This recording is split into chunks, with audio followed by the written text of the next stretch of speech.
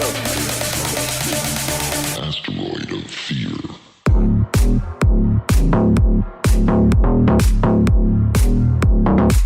Hey everyone, welcome to another episode of the Men in the House podcast. And on today's episode, we have Shane Jacob, and we are going to talk a little bit about confidence, conquering fear, and just navigating the chaos of everyday life as we do over here at the Men of the House podcast. So, how's it going today, Shane? Hey, Richard, I appreciate your show. Appreciate you having me with you here today. Appreciate the opportunity. Glad to be here. Well, thank you. Thank you for coming on this morning.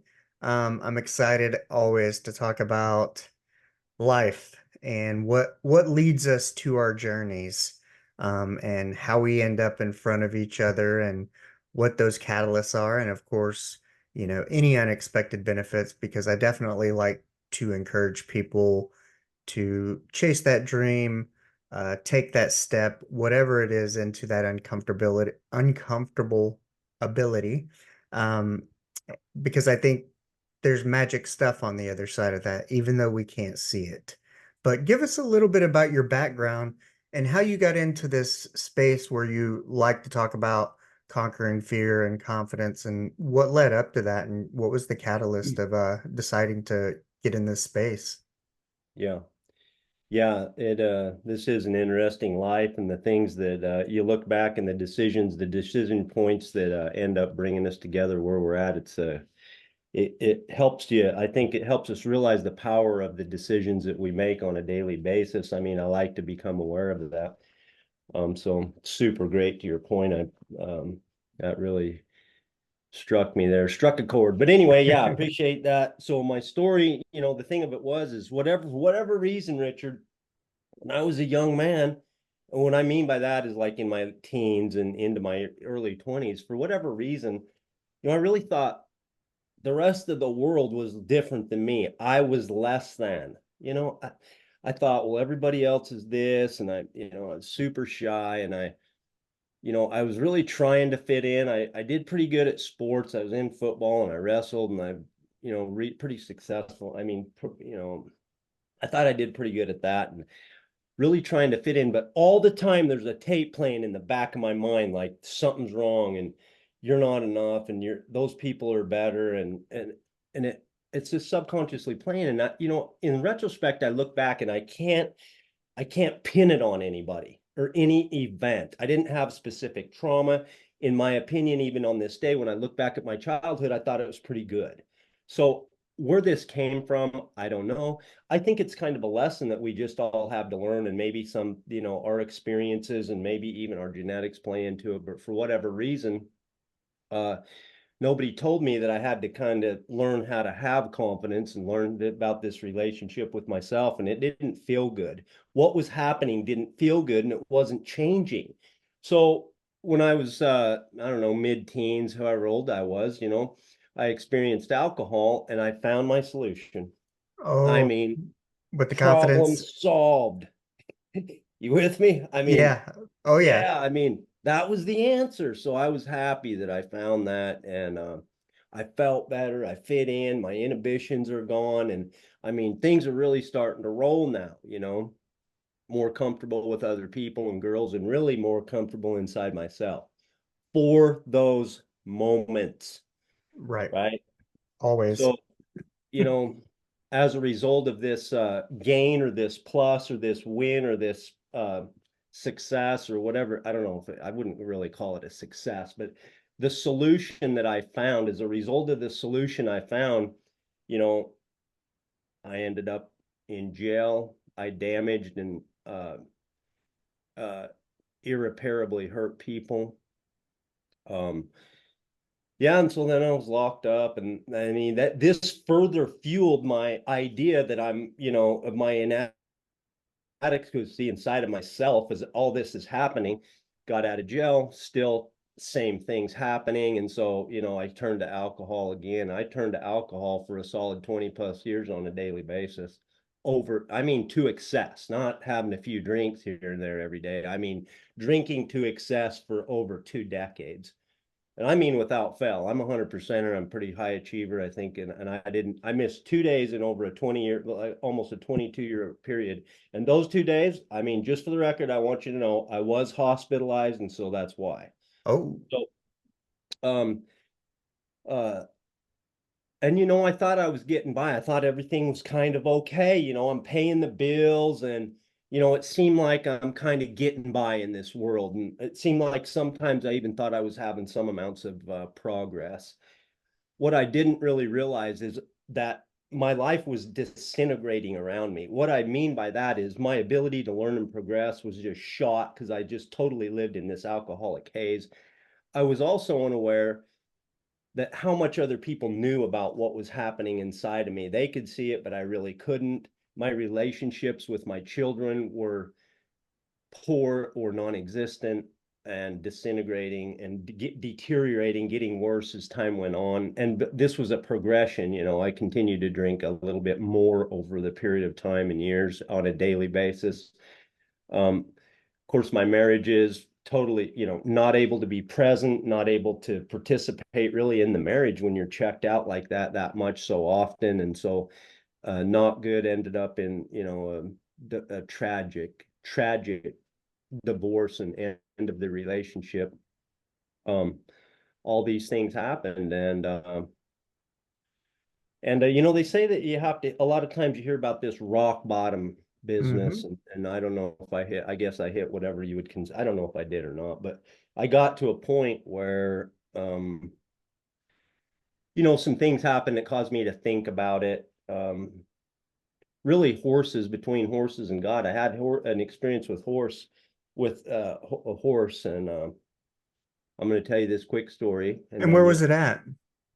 where was it at? Yeah, and was it part of like a treatment program, or was it part of your work, or what were you doing during this time you were drinking and going through the divorce? Kind of what was your career like, and what were you doing, and did that have a play in this horse experience?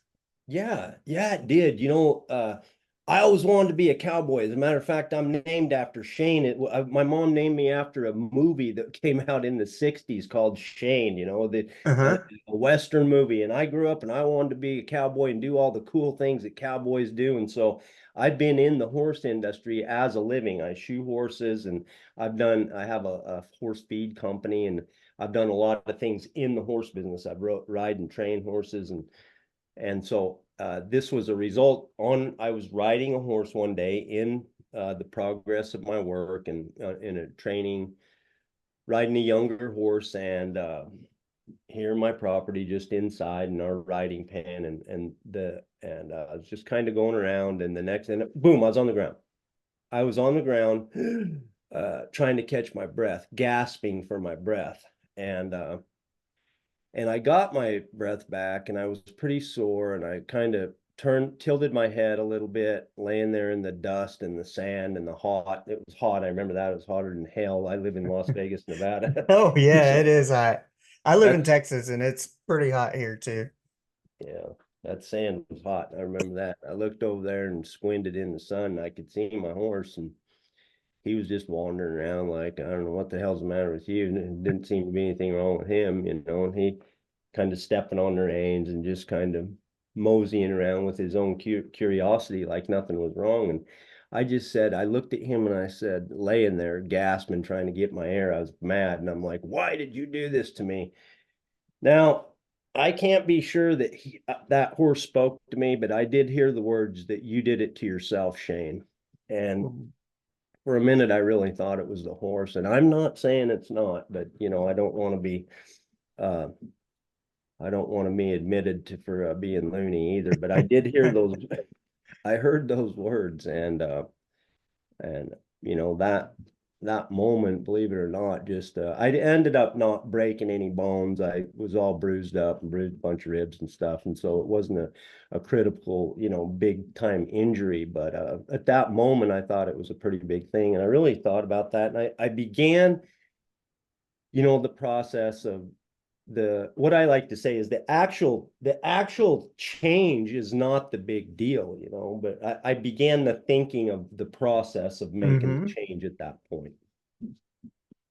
how did that change go? So, I mean, I know like my own things of like with alcohol, similar to you, just, I can't remember having my first drink. I just know it wasn't as taboo like with my parents, and I'm pretty sure I probably had it around them, but I never really drank and stuff in high school because I wanted to go in the military and I didn't want any DUIs or anything.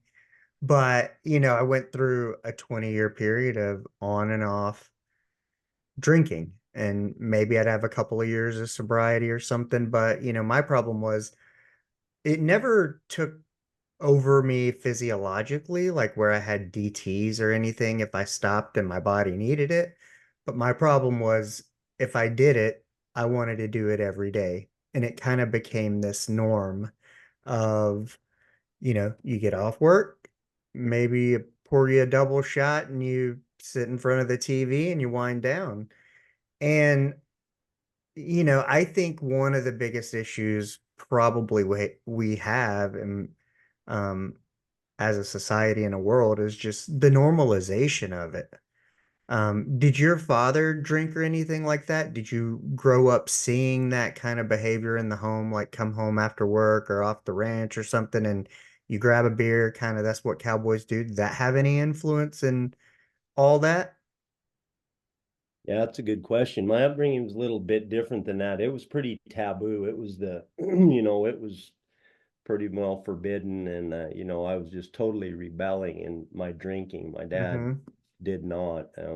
But cowboys did. And so I did too. And I felt better when I did drink. So I continued to do what felt better in the moment and until it kind of, like what you're saying, you normalize it, or our society normalizes it, and we accept that normalization. And a lot of times, like, it's very easy to get to a place to where we're over drinking to one degree or another, I think, um, for sure. And then where we're at, then turning back sometimes can be the challenge.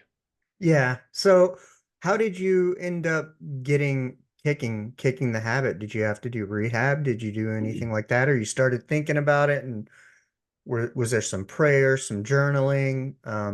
What how did you get clean and sober? And it's a good question. I appreciate that, Richard.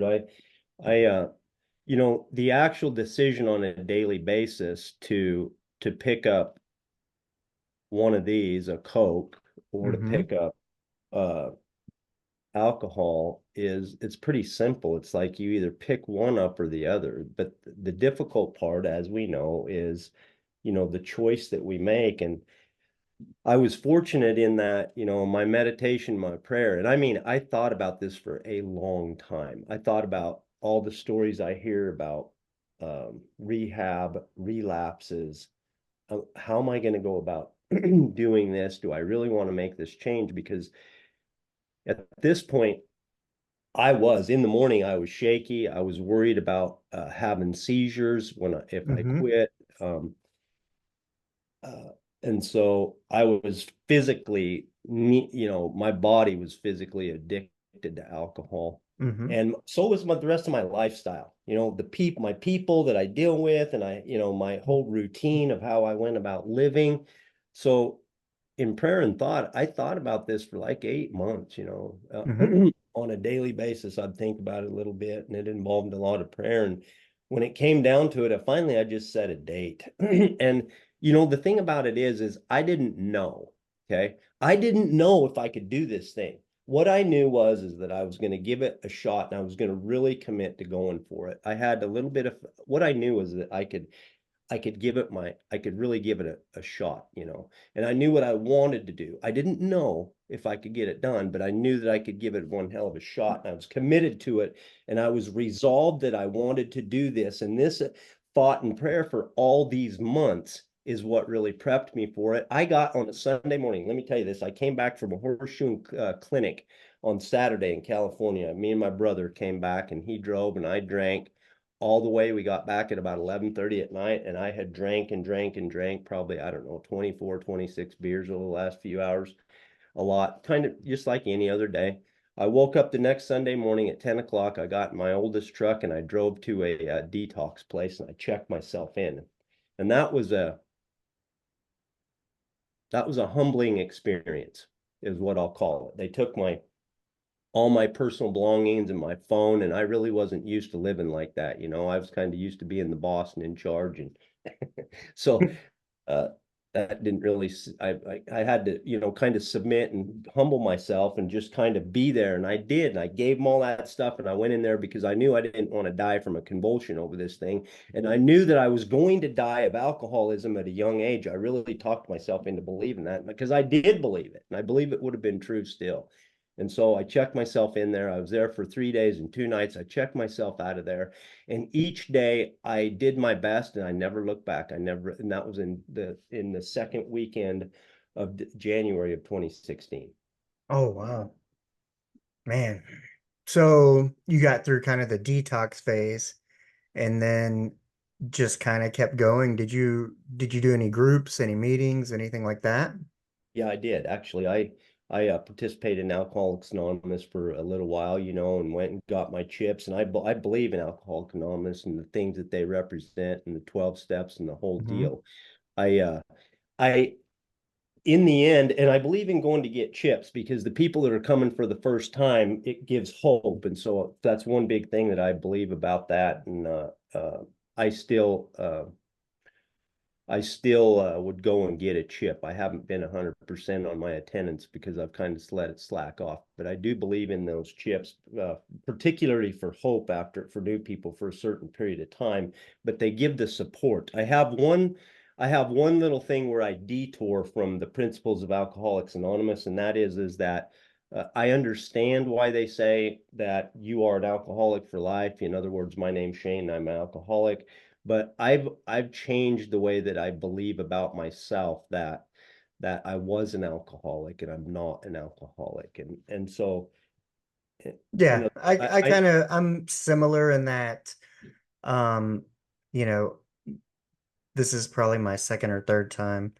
Um, I hit a year of no alcohol in June, but it's I don't identify with it as much. I don't keep it as an identity. Um, if that makes sense, because I don't want to, that's an old version of me. Um, and I just don't identify with it, and I don't want to identify with it. I don't want it holding up space in my life where something like being a podcaster could hold space instead, something more positive as opposed to this negative. But, kind of given that and those principles, and like with AA or anything, I think regardless, the point is find support and find connection because it's easier, like they say, um, if you want to go fast, go at it alone. If you want to go far, go together. And I think, there's just something very empowering, whether it's listening to an episode like this and hearing other people's struggles, or a support group, whether it be AA or NA or whatever it is you use. But I think that connection, those stories, that peer support is probably one of the most important things you can do. Um, to help yourself get sober from whatever it is. It could be shopping, porn, alcohol. For you and I, it just happened to be alcohol and kind of a way of life and a normalcy of it, um, the way it's portrayed. That's right. I agree with you 100% about your perspective there. And just on the first part that you said, also where we began with this, is that the way that you prefer to identify yourself, and and you would look at that as your past self, and Right. that's a big thing. I think that's really a big thing. It's a big thing for me. I look at my past self and I want to know, I appreciate my past self. I have some compassion and some love for my past self because I can see what I was going through and I can see what I did to be able to make the progress to get the results I was looking for. But that version of myself that's what I was then, and Yeah. today and in the future, um, I think that's what's important to look at, is what we want to become, what we are now, and what we want to become in the future. So when you started getting sober, you start doing all these things, and that kind of brings us to kind of what your specialty is and your space is about. And how did you come up with the idea, start it, what is it? But essentially, you kind of use your experience with horses to help people, whether it's fear and confidence. And is this something that you decided, looking back at that little boy, the alcohol gave you the confidence. And so as an adult, when you strip that old identity away and you're at ground zero, like myself, you have to build back that self-worth. You have to build back that self-confidence. You have to do small things to give you small wins to show yourself that you can do it. It's almost like being a baby again in a way. So, what made you think of this, and how did it get you? How did it assist you in building back confidence, and how and why did you decide to use this method and kind of go into this area of expertise or arena and decide to help people? Interesting, your words you use there. You kind of have to be like a baby again, and there's a lot of truth in that, boy. If you, for me, because Yeah, the extent of my addiction, I had lost so much traction of my ability to progress in this life. I was just like stuck somewhere way back as a, I don't know, just not developed mentally, emotionally, and all these things, because I had been, finding my relief from my own mind in alcohol, you yeah, know. I agree. Yeah.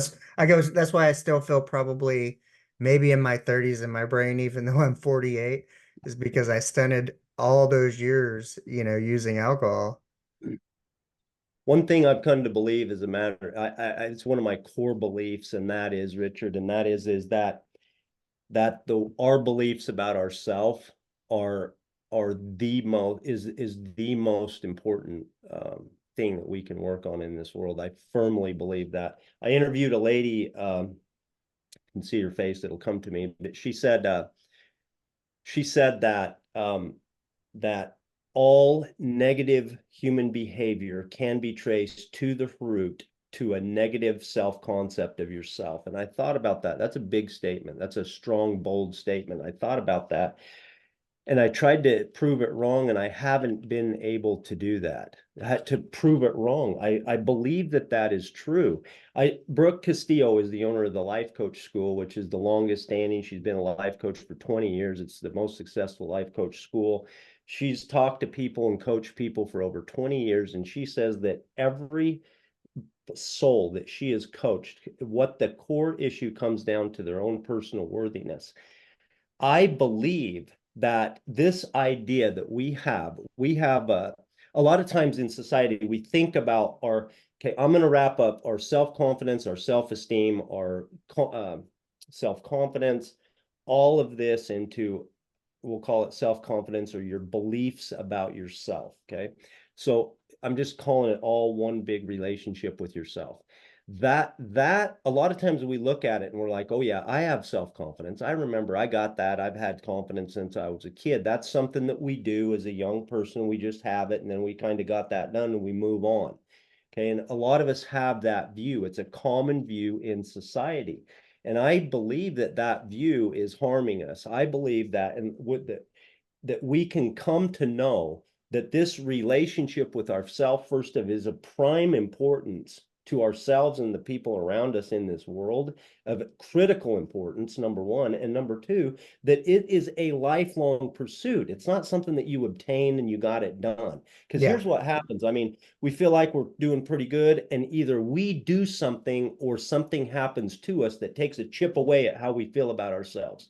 And then we have to decide what to do with this. And unless we are intentionally, purposefully working on a relationship with ourselves, we are not going to be able to live to our potential. And I don't even think it's a good idea. I don't think it's a good idea to commit to a pursuit of a loving relationship with yourself. I think it is our duty and responsibility, because without that, Okay. We just flat don't have the capacity to be able to give to the extent that we could to the people that we love and make our contribution to the world. That's how serious I am about this. I believe it to my core. And so I'm going to come back to your question. All of us, if you can go with me on this, take a real hard look at the way that you believe about yourself. And if you can think that maybe it's a good idea to improve that belief that you have about yourself, and maybe even get to where you could commit to pursuing this, there are steps that you can do. It's pretty simple, and they affect everything in your world. Because the thing of it is we've all done stuff. And we've all had stuff happen to us. A lot of us have had stuff happen to us, traumatic stuff, some of us, right? And we've all done stuff too, all of us, okay? I mean, you've done stuff. Let me tell you, I could tell you stuff, the whole camera would turn red in everybody's faces. You know what I'm saying? I've done some stuff, okay? Yeah. And we've all have this shame a little bit. We Hmm. all as human beings get to experience shame. And shame, makes us hide and going away, and it chips away if we don't learn shame resilience and how to process it. It chips away at how we believe about ourselves. This impacts everything that we do. So my really message is that, and what I do is help people learn those steps so that they improve their lives in all aspects, starting with teens. We have a new initiative that now we are beginning with teenagers and their parents. But this is one of the core principles of our stable living program is belief, our faith in ourself. The last thing I want to say about this right now is that as I want to come back to that, we've all done some things, okay? Because somewhere rattling around back there might be some things that you've done that you kind of wish you probably wouldn't have done, okay? And the thing about it is it doesn't matter what it is, okay? It does not matter what you have done. As a matter of fact, it doesn't matter what something or someone has done to you, which is a kind of a hard thing because some of those things are very sensitive and they're difficult. Those are challenges in life. But whatever they are, it doesn't affect your worth as a human being. A lot of times we have a hard time differentiating between what we've done and who we are. And one of my messages is to you today is that it doesn't matter what you've done. And it doesn't even matter what has been done to you. You are a priceless, invaluable soul and of immeasurable value, no less and no more than me or anyone else. And if we can come to know that, which is not just a little old thing, developing core beliefs is something, like I said, that I believe is a result of a commitment over time, over a lifetime. The results of this, okay, are just tremendous. And it doesn't take very long to start seeing tremendous results. Wow. I love the term of what you said, shame resilience. Um, because I think especially men, and especially if you've had any substance misuse disorders, um, you isolate, and it's that shame that causes you to isolate. And kind of like you said, it chips at that self-worth because you don't feel worthy. That was kind of one of the thoughts. And the second secondary thoughts were, um, you know, we were talking about, you were saying as kids, I can remember going like, if somebody asks you, are you confident? Well, with certain things, kind of things we excel at. Maybe I was good in school. I was good at martial arts, but I was a short little guy. I wasn't very confident with girls, you know? And I think it's one of those things that you kind of get better at, or something shows you a result, and that's kind of where you gain that confidence, hence the importance of trying new things. But one of the things I kind of thought about was ensuring that, I thought, why aren't we teaching some of this framework starting, I don't know, whether it's fourth or fifth grade, junior high. So children know the importance of trying new things that are difficult. Children understand that, um, hey, maybe I'm not the best at math right away, but I can get better at it. And by practicing, that's going to give me confidence. Um, but yeah, how do you, so with shame resilience, what is something you do to kind of redirect or justify that shame? Is it kind of a relationship with God and prayer and stuff of going like, hey, I'm that's something I did. It's not who I am. That's not my true heart. And you know, I don't say, yes, I've done some bad things. It doesn't make me a bad person. How do you deal with that and develop that shame resilience? And how did you kind of come on to that? Couple of things you said are huge, and that is, and I agree with you 100% that, uh, if we can get the message, if we can understand it and get the message to children, to younger adults, they're gonna have a better life. Which, Mhm. you know what, that doesn't mean we can start right now today too, right? Yeah. So, but yeah, I totally agree with that. And so one thing I wanted to say about this confidence that you mentioned before and I'll come right back to shame, is briefly that I differentiate confidence in two ways. Confidence in a thing. Okay. Confidence in a thing is based on our past. So that means, let's just say that I've been riding horses Hmm. for 30 years, and I'm pretty confident in my horsemanship skills, and I can show up and, and I can feel pretty good about that. And I have confidence in loping a circle on the left lead. Okay. So I have confidence in that. And that's based on my past because I've been doing it a lot. Okay. Right. Self-confidence is based on the future. And those are things where we don't have the past to base our thoughts on.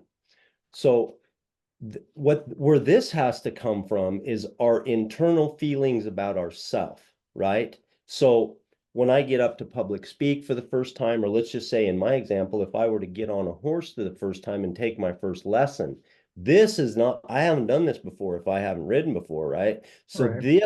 the ability to move forward is going to be based on my belief about myself, my self-confidence, not my confidence in the thing that I have done in the past. That's easy. And so is we exercise our self-confidence and we exercise courage. And courage has a really, we all want to be courageous. It has a positive, it sounds positive, but it's hard, really, Hmm. because positive is dealing with fear.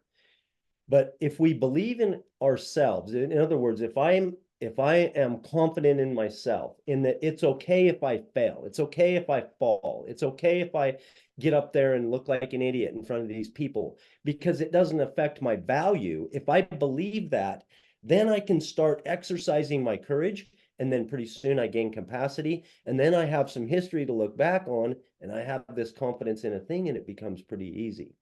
So just wanted to mention that about Yeah, call. that's a good analogy in terms of um but yeah, I can see that self-worth of looking at something in the future because I was sitting there as you were discussing it trying to figure out kind of where that line is of going what is based on my past abilities, and it's interesting of, Let me I don't just know. let me say this about that, because we can look to the past to help us create beliefs about ourselves, right? But we don't want to be totally dependent on that, or we're stuck where we're at. Yeah. Now, if you tell me, Richard, if you tell me, hey, Shane, you are a total badass, you are great, okay? I can appreciate that and I can accept it and I can use it as part of my belief, okay? But I don't want to depend on you. Right. I can accept that, but if I don't, what I need to do is learn how to generate.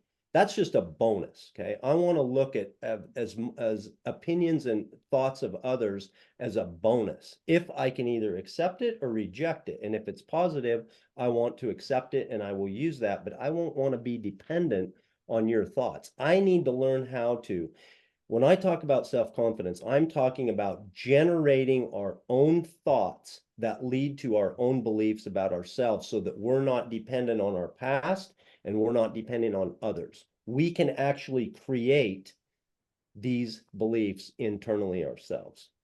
That gives us the control, and that gives us the ability to get the results we want moving forward.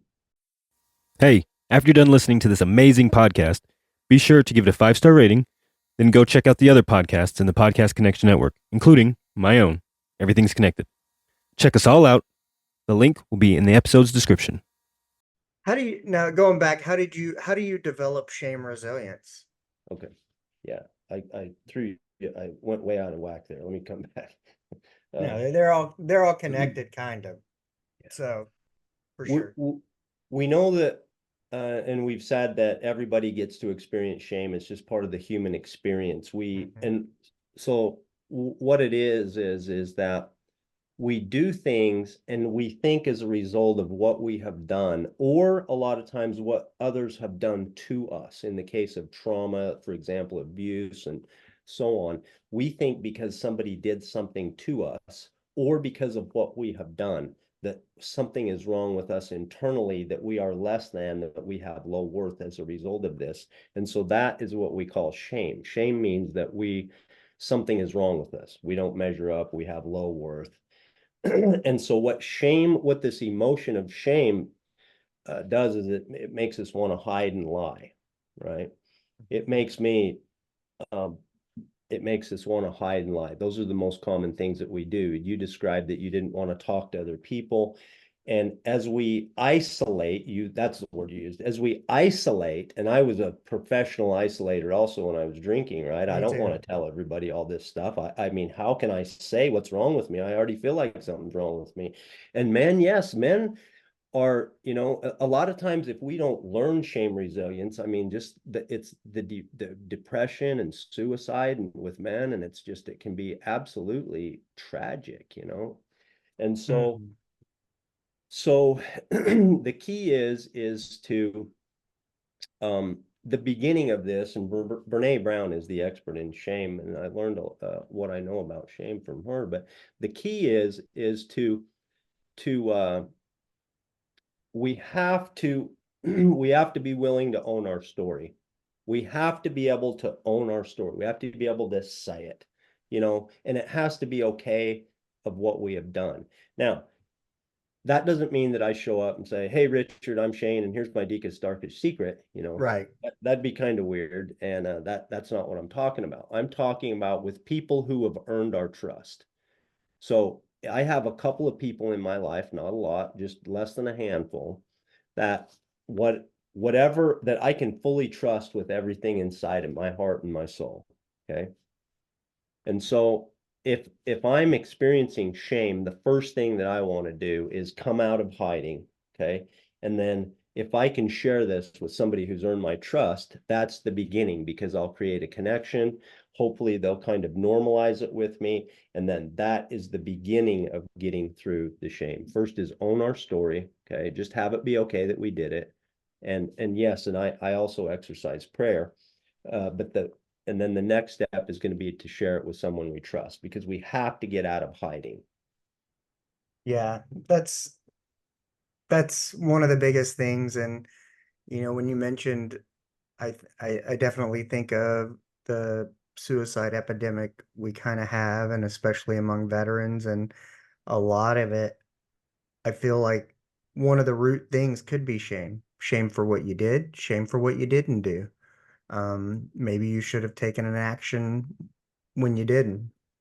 And the guilt, survivor's guilt, is probably a form of shame.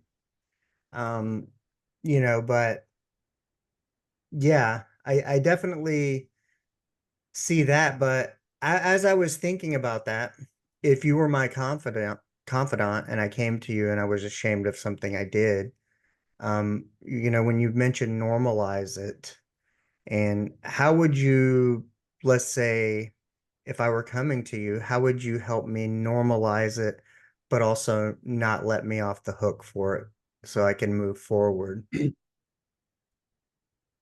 some of those things need to be let off the hook. So I think what you're thinking about is something that, because I think what you're saying is something that we don't want to repeat, right? Right. Hmm. Yeah. Yeah, because So, there's some just like a slip up of going like, hey, if I'm a bodybuilder and I had a cheat meal and I'm ashamed of it, then you could say, hey, everybody, the goal is progress, not perfection. Like you said, I think there's times of um one's an accountability kind of more of a factor, and some things you don't need to let off the hook, and some things you do. But how do you coach that? with our men and women in uniform, it's just I've seen a lot of healing happen just by putting your arm around these guys, and it's just like, hey man, you're in war. You're in Yeah. war. People are dying. I mean, it doesn't get any much more of a high stress environment here. You can't expect yourself to behave in a perfect situation with all this going around you. It's just that what your response of what you did or did not do, it's okay. It's okay and you're okay. Yeah, if this, then that, and maybe this, and then maybe you should have done this and whatever, but you cannot expect yourself, particularly in this situation, to be able to behave in a way where there's not going to be any errors with all this. With it's just too much to be able to handle as a human being. And you know what? You did the best you could with what you had to work with at the time, and I love you, man.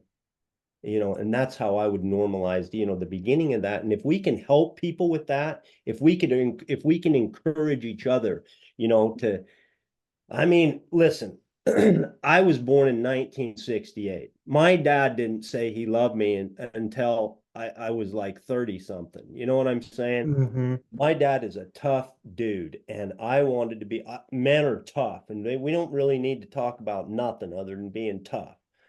And the tougher the better, and any sign of weakness is a sign of weakness, period. So I mean, we got to move away from a little bit of this idea. And I think the belief that I've been working on is Hmm. having the ability and the courage to share what's going on inside of me is what really takes some courage. Now that's toughness. Okay. And if I can take care of me to the point to where I can take care of somebody else, now I've done something. Okay. That is mental toughness. That's being a man, Mm. not isolating, can't talk about it, it's too weak. It is not weakness. Being Yeah, vulnerability is strength, and we need to give it, and we need to guard other people's. That is my big message for you in this today. I think it's interesting. It was in preparation for this interview, and then also an interview I had with someone else, but I can't remember where I was. And I was just sitting there thinking, you're talking about some of this imprint that we're left on that shapes our beliefs and our views and normalizes, let's say, alcohol and men being tough. I was like, man, Hollywood has not done us any favors. But with the movies they make, the storylines, I think that's important for us to remember, like, that's entertainment. Hollywood is entertainment. Movies are entertainment. This is a story that's being told for your entertainment. These are actors reading lines. This is not necessarily real life.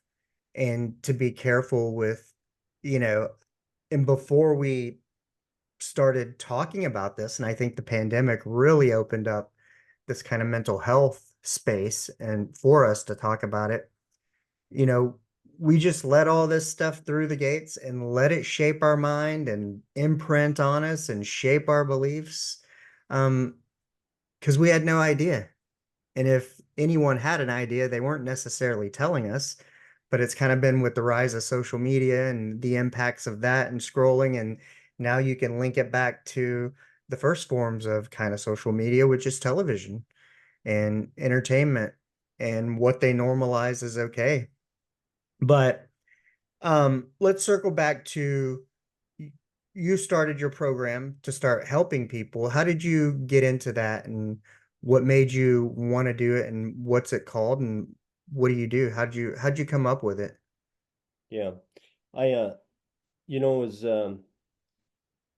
as I've changed, and I started this company, the Horsemanship Journey, in evaluating my life and the difference from a dark and shameful and just a unhappy, not very progressive place, and to a whole different level of living that it's much more peaceful. It's more, I feel like I'm more in control. I feel like I have control of myself, and I've been empowered. And that doesn't mean that everything's hunky damn dory every day, but it's compared to what I've been, this is like a whole new place in life. And and as I see people and I look back, I look at the keys, and I really took a look, I call it between God and horses, helped me make change my life into a better place. And so I looked at the lessons that I had learned from horses, how they behave with each other and the relationships that we have with horses. And I drew the parallels that that we have in human relationships with each other and with ourselves. And there was just so many of them that it made total sense to try to share this with the world for people that that seek change. And so between God and horses, and and also people, I've studied the personal improvement for a number of years, and so I have a lot of credit for all the people that I've studied also in this space. But that's where we come to. And so yeah, so now we do have a program called the Horsemanship Journey, has a program called Stable Living, kind of a play on words Mhm. there, where it's just coaching, online coaching and support for teens and parents who are, like if you suspect there's a problem, sometimes even just to be proactive to try to keep our kids out of negative behavior. And a lot of times, just let me say this, for parents, excuse me, for parents, when our kids start down a road that we don't want them to go on, guess what happens? Shame and guilt. It's like, Mhm. oh my gosh, my kids are doing this. I can't talk about it. To my friends, what did I do wrong? It's all my fault. I should have done this. And so guess what happens? Parents hide, then they don't support their kids in this time where they really need them. And so our stable living is it's not combined, but we do teens and parents separately. They go through because it's a difficult time, and that's what our focus is right now, is on teens and parents. What made you, I I'm trying to figure out, you may be the first person that I've talked to, or second, that has included younger people like the teens. Where did that idea come from? And was it scary kind of launching this journey? Yeah, all new things are kind of scary. There's an element of fear to make the decision and proceed. But the the transition to adulthood, from basically a child to adulthood, I mean, it's a big deal.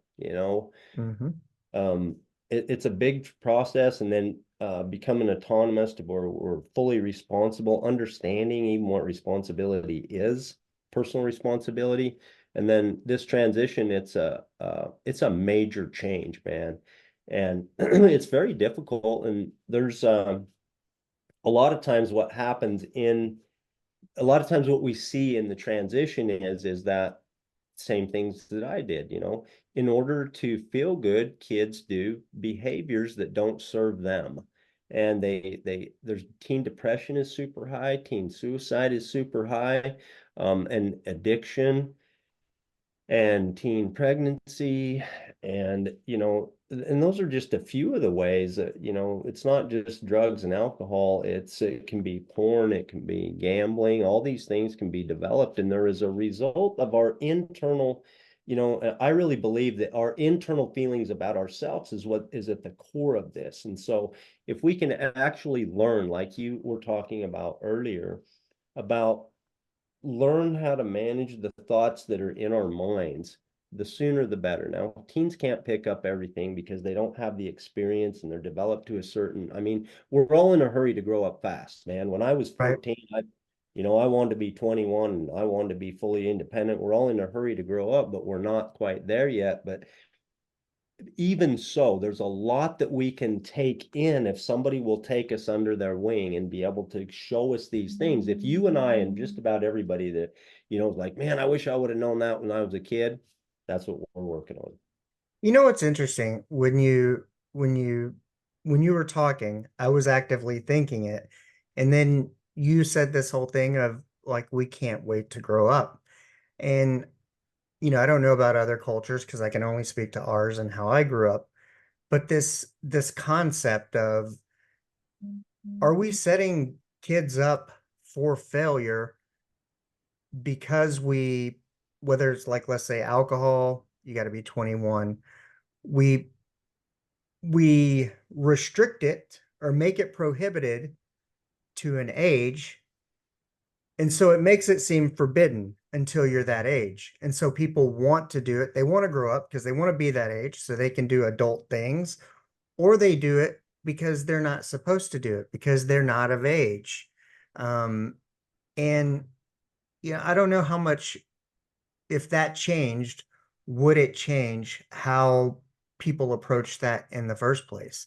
If you lived in an area where your parents gave you wine at 14 and it wasn't a big deal and there wasn't necessarily a drinking age, would kids still have that desire to seek it out of a, you know, I want to be grown up, or I want to do what's forbidden to me?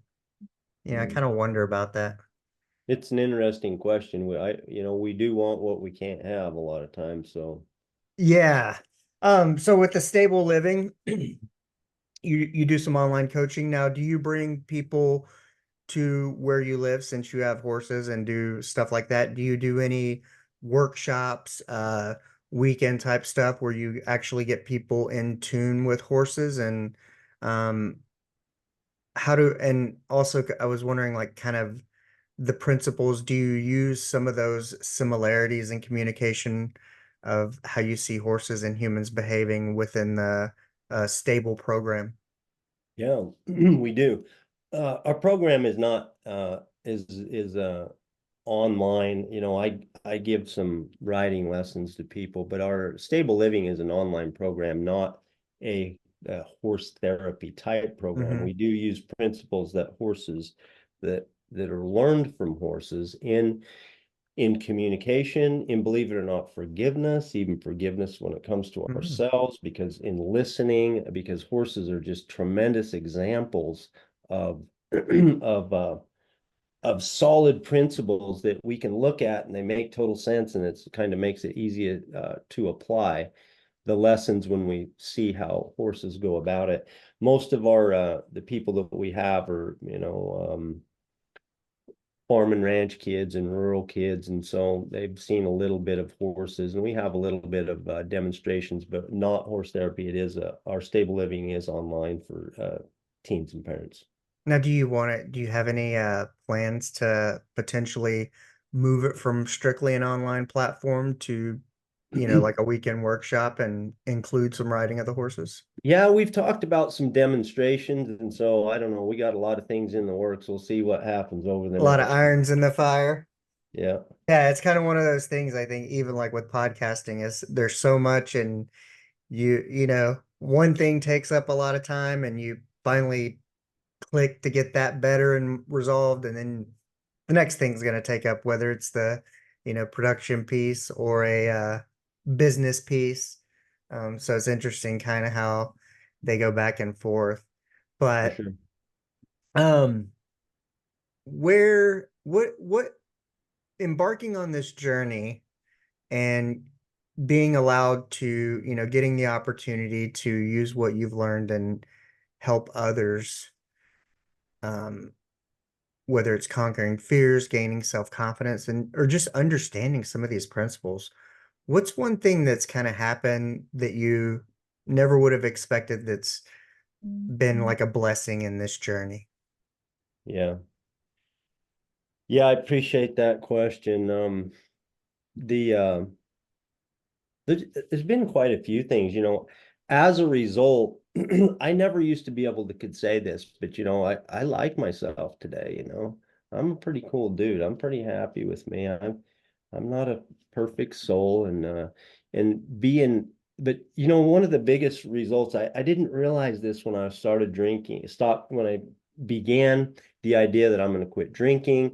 And then I found out that I needed to work on changing how I felt about myself, but I had no idea how it was going to impact the relationships around me. And that has been the biggest key because, you know, they say that we're hardwired for connection, and a lot of people really have a belief, and that they say that developing the loving relationships in our lives is really what's most important. And I think that for a lot of us, that is the most important. And the key people in my life, my, you know, my immediate family, my Hmm. children, my wife, um, the thing of it is that the result that I didn't know was going to happen was the reason that they're better is because I learned how to take care of me. I had no idea how much influence the way that I felt about me was going to impact the relationship that I had with the people I love. It's just, it's incredible. I mean, I don't think that we go about on our daily basis as we go throughout life really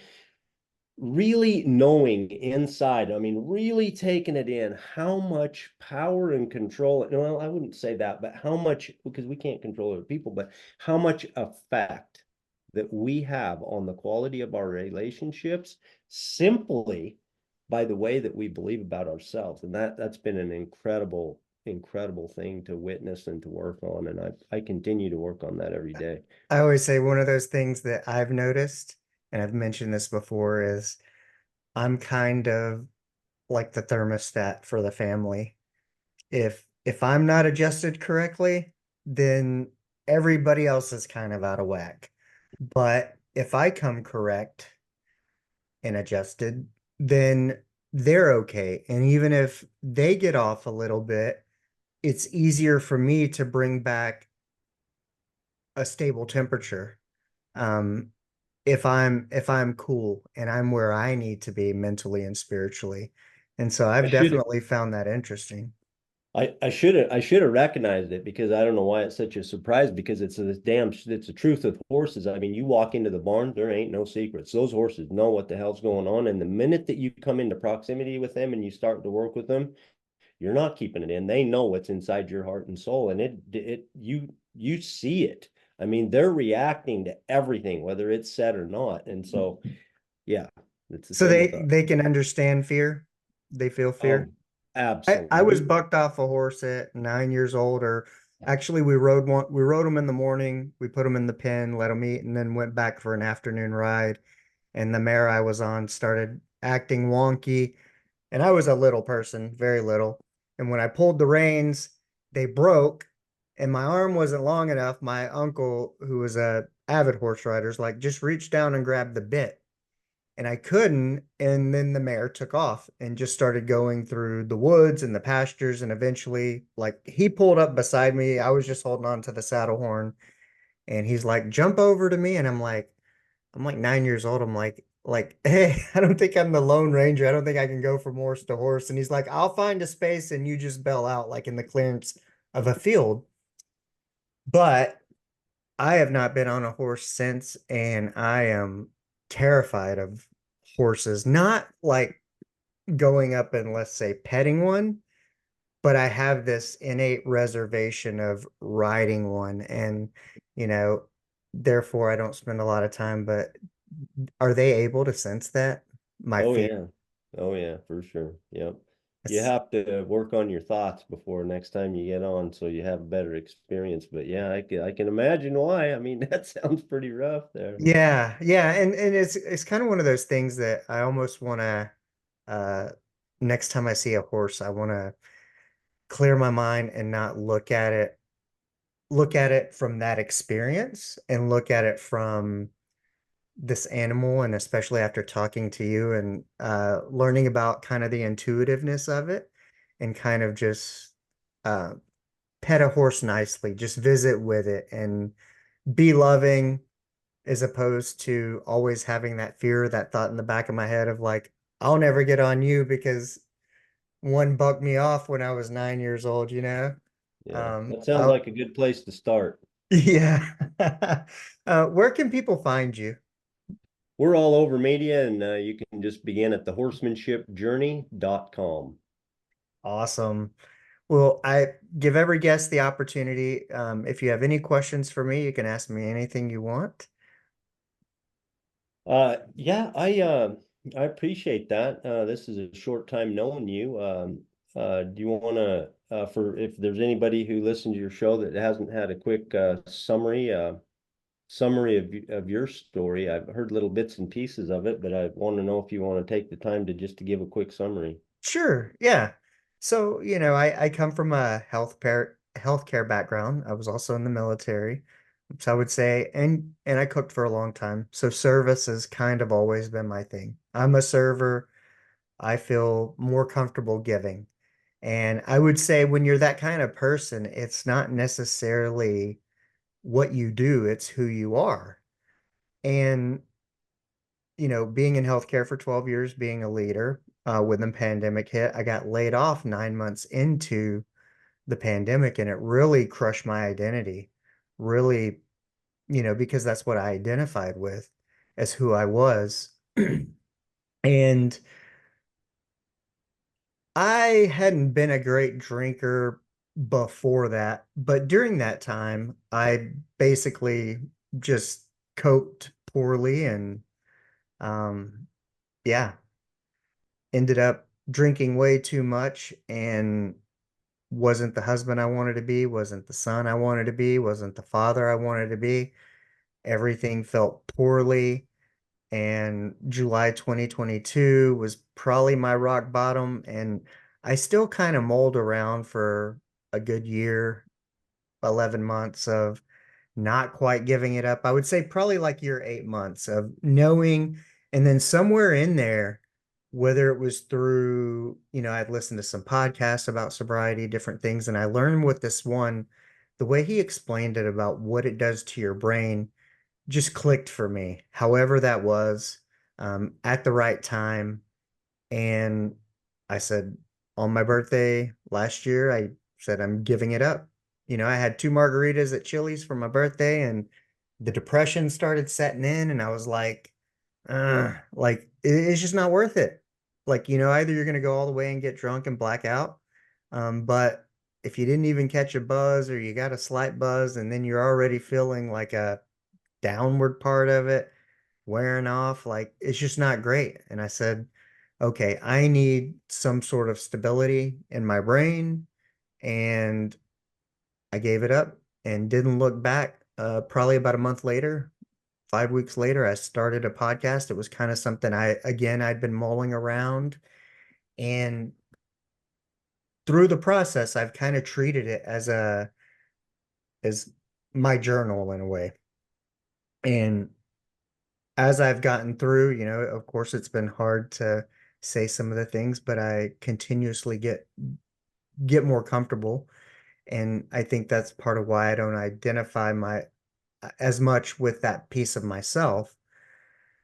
But, working everything out in my head, I had realized that, look, I mean, it was a business decision. It was pandemic and a lot of things were messed up.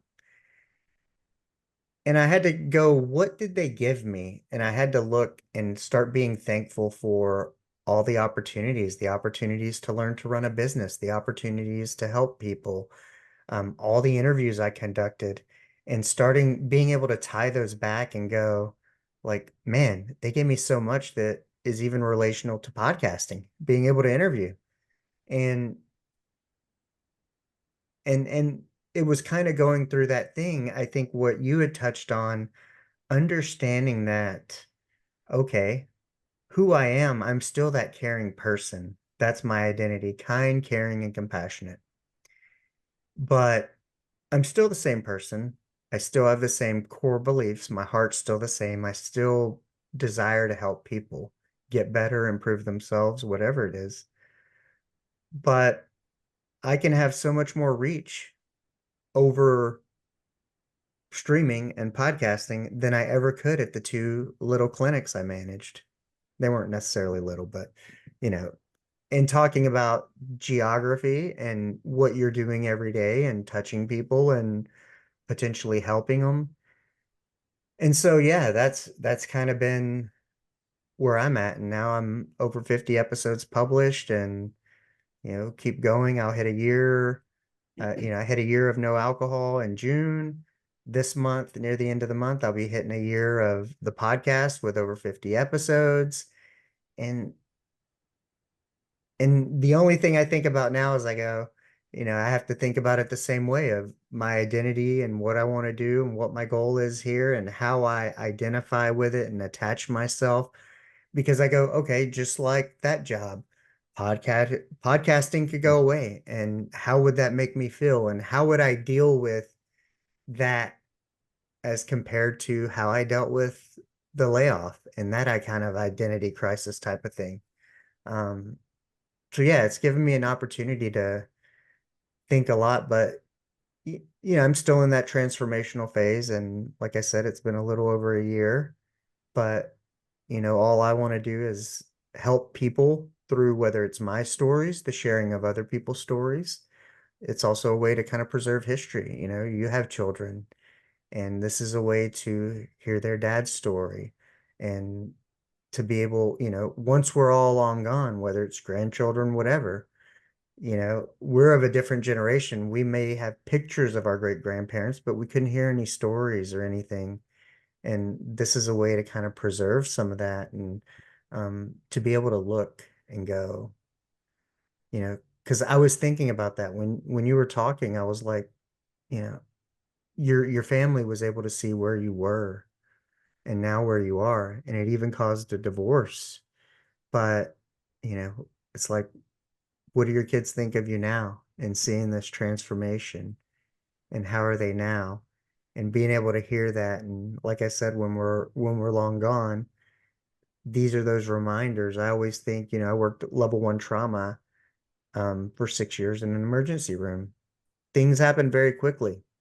Life can change, not just for you and your whole family. It impacts everyone you have contact with should something devastating happen, up to and including death. And I know that I could be gone tomorrow.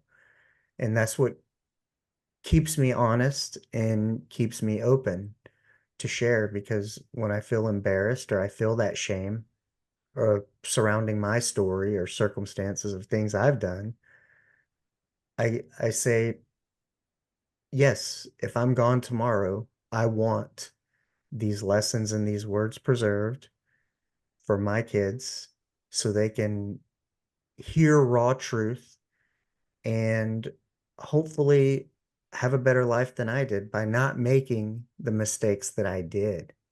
Because I don't know if growing up, I don't think my parents there weren't a lot of shared stories. There weren't a lot of talking about mistakes and talking about failures or talking about shame or things that they dealt with. And so I think being able to open that and have it in a place where our kids can understand it, even if we're not here to talk to them. Because sometimes too, it's almost like sometimes a conversation is harder to have in person with your child. But if, my daughter were to listen to an episode when I didn't know and she gets some of these lessons, she can understand me as well. But yeah, that's kind of it. Starting the podcast was a way to give me direction and journey and give me focus on something because I wasn't having any luck in the traditional, worldly corporate job hunt. And in all honesty, I didn't really want to go back to it anyway. So a podcast kind of became my outlet, my focus, and now it's been almost a year and I absolutely love it. I love the people I get to meet. I love the stories I get to hear. And I feel like it's mutually beneficial because, like I said, it's a way to preserve those stories for future generations and um, especially when we have family. Yeah, well, you've had a good result of that layoff. It's had a positive impact to a lot of people, and just wanted to congratulate you on your upcoming anniversaries of your podcast and your sobriety. If that's what you want to keep going, I wish you all the best in that. Oh, thank you so much, man. Yeah, I got goosebumps thinking about it. it's definitely the right choice. And, you know, it's been hard. There's been some tough times, but I think when you're in the right direction, when you're on the right path, the right doors open up. But it hadn't been without a lot of struggle, a lot of prayer, a lot of questioning, a lot of journaling, that self work. You know, unfortunately, many of us don't turn to it until we hit that rock bottom and we need to get sober because we have a problem or something. But I really think, like I said, I think this is something, I think self-improvement is something we should be teaching kids how to look within themselves and understand their emotions, because all the stuff they're learning in school, that's only one piece of life. Um, you know, we can't wait for the elements in life to chew up people and spit them out to hit rock bottom, when we can start arming people with tools, so it doesn't get that bad. Agreed. Because that's how we make a better world, you know, and we're on the back half. So I'm 48. So it's all about, at a 21-year-old, a 20, and a 10-year-old, all girls. So it's about them and giving them the tools and their kids, to make it better. So this is the least of their worries. So they have a grip on this. So they know how to handle this when all the other stuff kind of surrounds them, because this is the most important part, that self-worth, self-love, self-esteem, self-confidence, and understanding.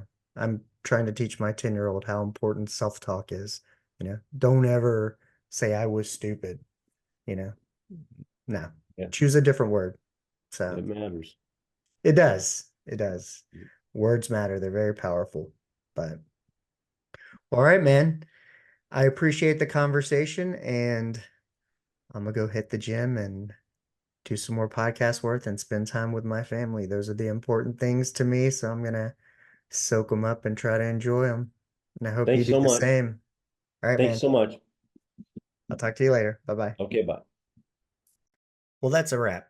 I hope you enjoyed the conversation. Please remember to rate, review, and subscribe wherever you get your podcasts from. Remember, go out and be the person that you want to meet.